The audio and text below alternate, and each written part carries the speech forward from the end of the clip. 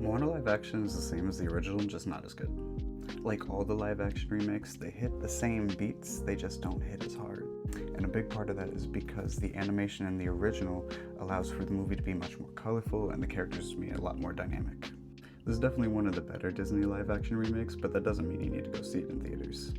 I would just wait for streaming on this one unless you're a die-hard fan.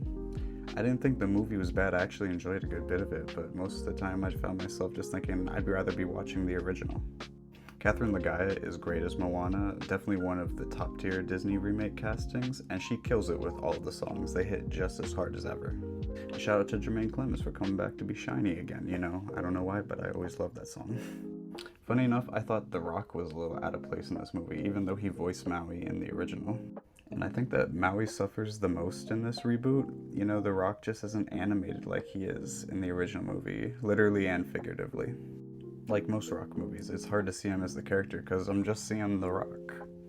But I like The Rock, so I was still sold for most of it. I guess my biggest takeaway for this is the same as the other live action remakes, cash grabby. But this is the fastest turnaround for a remake since the original only came out 10 years ago. Before that, the quickest remake was The Lion King, and that was 25 years between the original and the remake. You have to take your time to let people get nostalgic enough for these, especially since Moana 2 only came out 2 years ago.